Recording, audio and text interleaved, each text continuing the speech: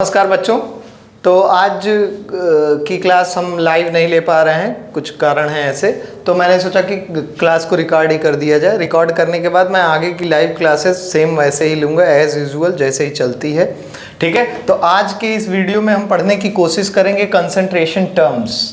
Concentration terms, mole concept में कुछ concentration terms होते हैं, उनके बारे में जानने की कोशिश करेंगे। कंसंट्रेशन पहले समझ लें क्या होता है। कंसंट्रेशन है अमाउंट ऑफ सॉल्यूट। कंसंट्रेशन का मतलब अगर समझें तो amount of solute present in solution, मतलब कितना अमाउंट सॉल्यूट का प्रेजेंट है एक सॉल्यूशन में, वही क्या है concentration.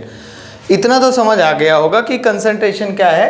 Concentration is amount of solute present in solution. अब जैसे मान लो सॉल्यूट ले ले चीनी, और सॉल्यूशन बनाना है हमको शरबत सॉल्यूशन है, ठीक है। तो चीनी को हम किस में मिलाएं? पानी में मिलाएंगे। पानी में मिलाने के बाद वो शरबत बनेगा। अब उस शरबत में, पूरे सॉल्यूशन में कितना चीनी प्रेजेंट है, वही उसका क्या है कंसंट्रेशन है। पूरे सॉल्यूशन की बात हो रही है, ना कि केवल सॉल्वेंट की। तो समझिएगा बात को। और इसको क्या है एक्सप्रेस करने का अलग अलग यूनिट है। तो सबसे पहला यूनिट आता है क्या? Mass by mass percentage. Mass by mass percentage. दूसरा आता है mass by volume percentage. Mass by volume percentage. समझना बात को, हम सॉल्यूशन में अमाउंट ऑफ सॉल्यूट की बात कर रहे हैं, मतलब मास ले रहे हैं सॉल्यूट का, और यहाँ पे भी मास ले रहे हैं किसका? सॉल्यूशन का। यहाँ मास ले रहे हैं सॉल्यूट का, और यहाँ वॉल्यूम ले रहे हैं किसका? सॉल्यूशन का। आगे बात समझ में। तीसरा क्या है? तीसरा कंसंट्रेशन टर्म है ग्राम्स पर लीटर। ग्राम्स पर लीटर। एक एक करके अभी इसको समझने की कोशिश करेंगे। चौथा है मोलैरिटी। पांचवा है फॉर्मेलिटी। छठवां है molality.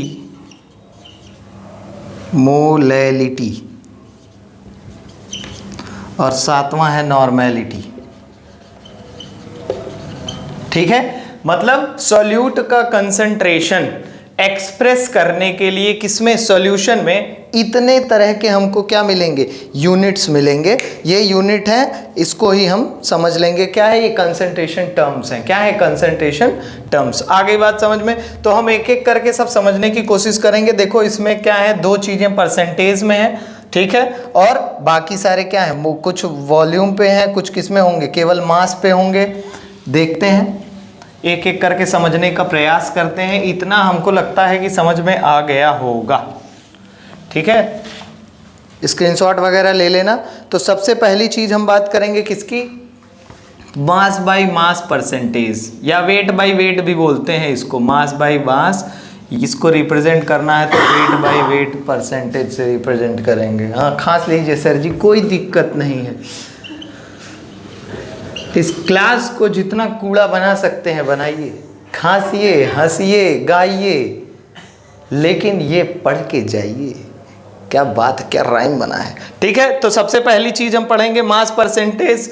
Mass by mass percentage, या परसेंटेज बाय मास भी बोलते हैं। कहने का मतलब है कि मास, हाउ मच, अगर हम डिफाइन करें मास बाय मास परसेंटेज को, तो इसको डिफाइन करेंगे मास of solute, mass of solute dissolved पर 100 ग्राम ऑफ सॉल्यूशन। अगर मास बाय मास परसेंटेज की बात करें तो बात इसका डिफिनेशन क्या हो जाएगा? मास ऑफ सॉल्यूट डिसॉल्व्ड पर 100 ग्राम ऑफ सॉल्यूशन। किसका लिए हैं? सॉल्यूशन का। कितना ग्राम लिए हैं? 100 ग्राम। तो अगर बात करें इसके फॉर्मूले की, तो हम सीधा लिख सकते हैं mass percentage is equal to mass of solute upon mass of solution into 100। जरा ध्यान से देखो, मास ऑफ सॉल्यूट अपॉन ये मास ऑफ सॉल्यूशन क्या होता है? Mass of solute plus mass of solvent, आ गई बात समझ में, इनटू 100। मास परसेंटेज का मतलब समझ में आ गया होगा, ठीक है। अगर हम बात करें 10% यूरिया के सोल्यूशन की एग्जांपल देख लो, ये इतना समझ में आ गया होगा। जल्दी तो नहीं हो रहा है, ठीक है, ऐसा लग रहा है लाइव क्लास में बता रहे हैं, ठीक है। तो इसका एग्जांपल अगर हम बोलें 10% by mass of urea, example यही है 10% बाई मास यूरिया सोल्यूशन, ठीक है। तो इसका मतलब क्या निकलेगा हमको यही समझना है, इस पूरे कॉन्सेप्ट का मतलब क्या हो, पूरे एग्जाम्पल का मतलब क्या हो जाएगा कि 10 gram of urea present in 100 gram of solution. समझना बात को, हम सोल्यूशन का कितना ग्राम लिए हैं, 100 ग्राम। 10 gram of urea present in 100 gram of solution. अब इसी का दूसरा मतलब निकल सकता है क्या कि 10 gram of urea present in 90 gram of solvent. अगर सॉल्वेंट के रिस्पेक्ट में बोलें तो इस चीज का मतलब निकल के क्या आएगा, 10 gram of urea present in 90 gram of solvent. आ गई बात समझ में, एग्जाम्पल समझ में आया, ये एग्जाम्पल समझ में आया, मिटा दे रहे हैं, देखो ध्यान से। इसके बाद क्या है, अगर यही ट्रेसेस में प्रेजेंट हैं, कहते हैं कि अगर बहुत मामूली सा सॉल्यूट प्रेजेंट है, किसी सॉल्यूशन में बहुत मामूली सा क्या प्रेजेंट है, सॉल्यूट प्रेजेंट है। जैसे हम ऑक्सीजन की बात करें सी वाटर में, किसकी, ऑक्सीजन की बात करें सी वाटर में, तो अगर हम बोले when solute present in traces, इस पे क्वेश्चन हम सॉल्व करेंगे, लाइव क्लास में ही सॉल्व करेंगे, अभी केवल हमको थियरी पढ़नी है तो हम ऐसे पढ़ ले रहे हैं। When solute present in traces, तो यहाँ ये कंसंट्रेशन टर्म हो जाता है पार्ट्स पर मिलियन। क्या हो जाता है, पार्ट्स पर मिलियन। पार्ट्स पर मिलियन की बात करते हैं। पार्ट्स पर मिलियन को कैसे डिफाइन कर सकते हो, पार्ट्स पर मिलियन को कैसे डिफाइन कर सकते हो, मास of solute in grams present in 10 to the power 6 gram of solution. 10 to the power 6 ग्राम मतलब इतने ग्राम में कितना पार्ट सॉल्यूट का प्रेजेंट है, इतने ग्राम सॉल्यूशन में कितना पार्ट सॉल्यूट का प्रेजेंट है, वही होगा पार्ट्स पर मिलियन। अगर हम बात करें इसके एग्जाम्पल की, तो अगर हम बोल दें 5 ppm ऑफ कैल्शियम कार्बोनेट, क्या बोल दें 5 ppm ऑफ CaCO3 सॉल्यूशन, इस चीज का मतलब क्या निकलेगा, कई बार कंफ्यूजन होती है इसीलिए एग्जाम्पल के साथ समझा रहे हैं, समझना। 5 ppm ऑफ CaCO3 सॉल्यूशन की बात अगर करेंगे मतलब 5 grams of CaCO3 present in 10 to the power 6 gram of solution. क्या है, 5 gram of CaCO3 present in 10 to the power 6 gram of solution. आ गई बात समझ में। ये हम जब भी ये कंसंट्रेशन टर्म कब इस्तेमाल करेंगे, जब सॉल्यूट प्रेजेंट होगा ट्रेस में, बहुत थोड़ी क्वांटिटी में सॉल्यूट प्रेजेंट होगा। आ गई बात समझ में, ठीक है, इतना समझ में आया। ये तो पहला कंसंट्रेशन टर्म था, मास बाय मास परसेंटेज या परसेंटेज बाय मास। क्या हुआ, कोई समस्या, इतना समझ गए होंगे। अब हम दूसरे कंसंट्रेशन टर्म की बात करेंगे। दूसरा कंसंट्रेशन टर्म है मास बाय वॉल्यूम परसेंटेज, या वॉल्यूम परसेंटेज बोल दें हम, वॉल्यूम परसेंटेज। कोई समस्या होगी तो कमेंट सेक्शन में बता दीजिएगा, कोशिश करेंगे कि क्लियर कर दें, ठीक है। और उससे भी ज़्यादा अगर समस्या होती है तो आपको कोचिंग का एड्रेस पता है, यहाँ चले आइएगा, सारा कन्फ्यूजन दूर कर देंगे ठीक है। अब वॉल्यूम परसेंटेज की अगर बात करें, वॉल्यूम परसेंटेज की बात करें तो देखो वॉल्यूम तो अलग अलग होता है, एक मास बाई वॉल्यूम बताए थे ना दूसरा वाला, हाँ दूसरा वॉल्यूम मास बाई वॉल्यूम बताए थे, वॉल्यूम बाई वॉल्यूम तो अभी बताए नहीं थे। मास बाई वॉल्यूम देखो, मास बाई वॉल्यूम का सीधा हिसाब किताब है, कुछ नहीं दिक्कत है। मास बाई वॉल्यूम परसेंटेज अगर आपको निकालना है तो आप क्या करोगे, मास ऑफ सॉल्यूट लोगे प्रेजेंट इन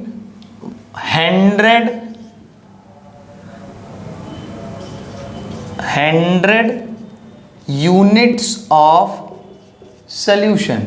ये हम परसेंटेज निकालना है इसलिए 100 से क्या किए हैं, मल्टीप्लाई कर दिए हैं। अगर इसको डिफाइन करना है तो क्या है, mass of solute present in 100 unit volume of solution. 100 unit क्यों बोले हैं, लीटर हो सकता है, मिलीलीटर हो सकता है, सेंटीमीटर क्यूब हो सकता है, इसीलिए हम यहाँ 100 यूनिट बोल दिए हैं। ये इतना समझ में आ गया। इसके बाद देखो जरा, इसके बाद है वॉल्यूम परसेंटेज। क्या है वॉल्यूम परसेंटेज, वॉल्यूम परसेंटेज का वहाँ नाम नहीं ले पाए थे, उसके लिए हमको माफ मत कीजिएगा, ठीक है, बता दीजिएगा कि हम गलती किए, गलती बता देनी चाहिए। तो वॉल्यूम परसेंटेज की जब बात करेंगे, वॉल्यूम परसेंटेज की बात करेंगे तो इसको हम कैसे डिफाइन कर सकते हैं, volume of solute, volume of solute present in 100 unit volume of solution, 100 unit volume of solution.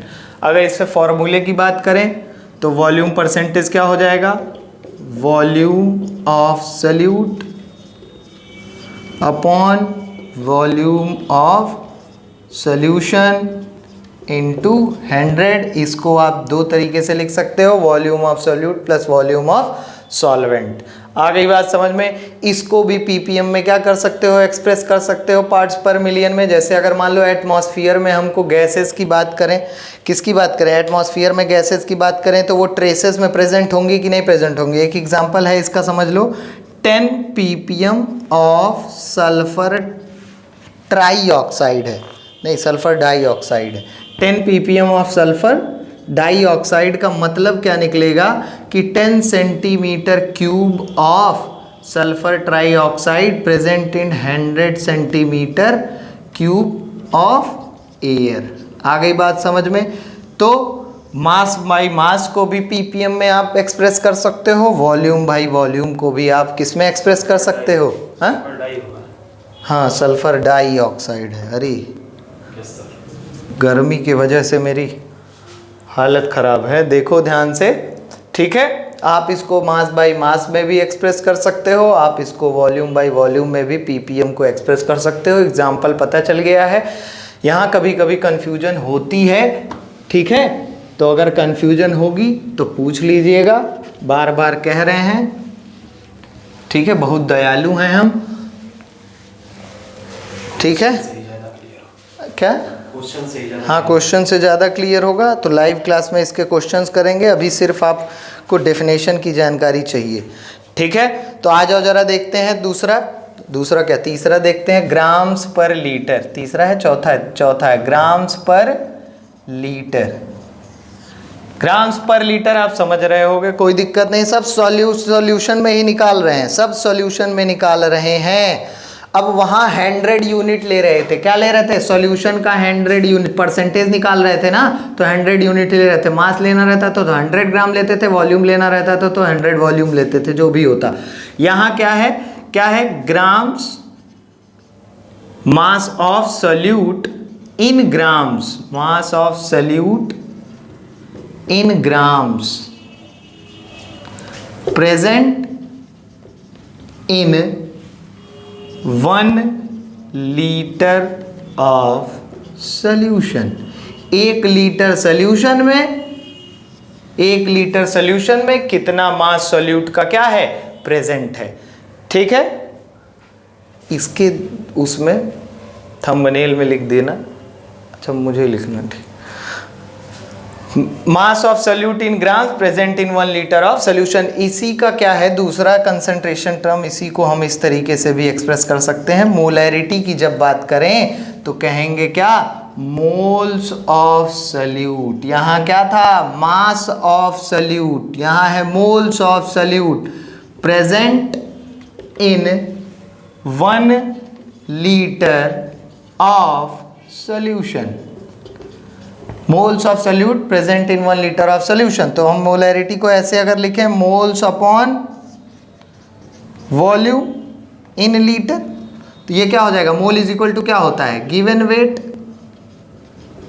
Given weight को हम लिख दें स्मॉल w, मॉलिक्यूलर वेट को लिख दें m। ठीक है, ये 1 अपॉन वॉल्यूम इन लीटर हो जाएगा कि नहीं हो जाएगा, ये वॉल्यूम इन लीटर है। और अगर यही वॉल्यूम किस में दिया हो, मिलीलीटर में, तो ये फॉर्मूला क्या हो जाता है, given weight upon molecular weight into 1000 upon volume in millilitre या वॉल्यूम इन सेंटीमीटर क्यूब। ये पूरा मोलैरिटी का फॉर्मूला है। मोलैरिटी समझ में आ गई। अगर किसी सोल्यूशन में किसी सोल्यूट का मोल्स प्रेजेंट है तो हम वहाँ क्या निकालते हैं, मोलैरिटी निकालते हैं। क्या निकालते हैं, मोलैरिटी निकालते हैं। अब देखो जरा, शॉर्ट्स में बताए भी हैं क्या, अगर वॉल्यूम का टर्म होगा तो ये टेम्परेचर पे डिपेंड करेगा। क्यों, क्योंकि टेम्परेचर से वॉल्यूम लिक्विड के मॉलिक्यूल्स पे क्या होता है, असर पड़ता है। आ गई बात समझ में, उसकी काइनेटिक एनर्जी पे असर पड़ता है। इस वजह से ये कंसंट्रेशन टर्म्स टेम्परेचर डिपेंडेंट होते हैं। क्या होते हैं, टेम्परेचर डिपेंडेंट। ठीक है, इसके बाद क्या है, फॉर्मेलिटी है। क्या है, फॉर्मेलिटी। फॉर्मेलिटी भी यही है। फॉर्मेलिटी क्या है, फॉर्मेलिटी हम निकालते हैं किसका, फॉर्मेलिटी हम निकालते हैं आयनिक कंपाउंड्स का। किसका निकालते हैं, आयनिक कंपाउंड का। Number of gram, formula mass. अगर हम फॉर्मूला क्या करें, फॉर्मूला फॉर्मेलिटी की बात करें, किसकी बात करें, फॉर्मेलिटी। इतनी गर्मी हो रही, कंफ्यूजन हो जा रहा है। फॉर्मेलिटी की बात करें तो क्या हो जाएगा, number of gram formula mass present in 1 litre of solution. Gram formula mass of ionic compound. Formula mass हम किसका निकालते हैं, आयनिक कंपाउंड्स का निकालते हैं। ठीक है, तो इसमें हम कह सकते हैं gram formula mass. Gram formula mass कैसे निकालोगे, कैसे निकालोगे gram formula mass, given weight upon formula wait लिख दें। Given weight upon formula wait लिख दें, 1 अपॉन वॉल्यूम इन लीटर। ये हो जाएगा क्या, फॉर्मेलिटी। क्या हो जाएगी, फॉर्मेलिटी हो जाएगी। आ गई बात समझ में। फॉर्मूला मास समझ में आ रहा है, आयनिक कंपाउंड का है। अगर यही किस में दिया हो, मिलीलीटर में, तो यही हो जाएगा given weight upon formula weight into 1000 upon volume in millilitre. आ गई बात समझ में। आयनिक कंपाउंड की हम फॉर्मेलिटी निकालते हैं, नॉर्मल कंपाउंड्स की मोलैरिटी निकालते हैं। ये इतने कंसंट्रेशन टर्म हम समझ गए। अब लास्ट कंसंट्रेशन टर्म हम इसमें समझेंगे मोलैलिटी। इसके बाद एक नॉर्मेलिटी भी प्रेजेंट है, लेकिन उसको अभी नहीं करेंगे। उसको समझने के लिए हमको इक्विवेलेंट वेट समझना पड़ेगा। ठीक है, तो लास्ट है हमारे पास क्या, मोलैलिटी। क्या है, मोलैलिटी। मोलैलिटी क्या होती है, मोलैलिटी मास है। अब देखो सारी चीजें जो हैं हम किस में निकाल रहे थे अभी तक, सॉल्यूशन में। किस में निकाल रहे थे, सॉल्यूशन में। अब यहां हम निकालेंगे मास ऑफ सॉल्वेंट में। किस में, मास ऑफ सॉल्वेंट में। इसका क्या मतलब है, डिफाइन करोगे अगर तो, mass of solute present in, mass of solute present in क्या है, 1 kg ऑफ सॉल्वेंट। मतलब यहां किसका वेट लिए हो, सॉल्वेंट का वेट लिए हो। ध्यान देना, अभी तक सॉल्यूशन ले रहे थे, अब क्या ले रहे हैं, सॉल्वेंट। मोलैलिटी को अगर एक्सप्रेस करो, मोल्स है यार, अरे यार, मोल्स ऑफ सोल्यूट है, sorry, moles of solute present in 1 kg of solvent. तो यहां हो जाएगा मोल अपॉन मास, और मास क्या हो जाएगा, kg में। मोल क्या होता है, given weight upon molecular weight into 1 upon mass. ले ले, मास किसको ले, कैपिटल W से यहाँ कर दें, यहाँ इसको स्मॉल w से कर दें। तो ये kg में है अभी, तो अगर यही ग्राम में रहेगा तो इसको इस तरीके से एक्सप्रेस कर देंगे, इंटू 1000 अपॉन वेट इन ग्राम। ये है मोलैलिटी की बात।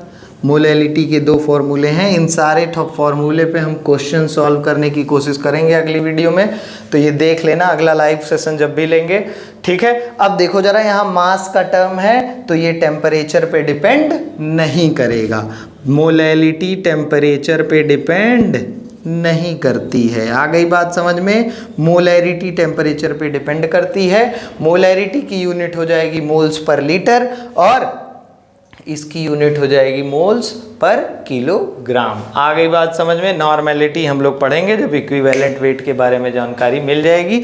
बहुत बहुत धन्यवाद आप लोगों का यहाँ तक वीडियो देखने के लिए। वीडियो देखिए, लाइक करिए, सब्सक्राइब करिए, शेयर करिए, ज़्यादा से ज़्यादा लोगों तक पहुँचाइए, ठीक है, जिससे उनको भी इस चीज़ का लाभ मिल सके। बहुत धन्यवाद।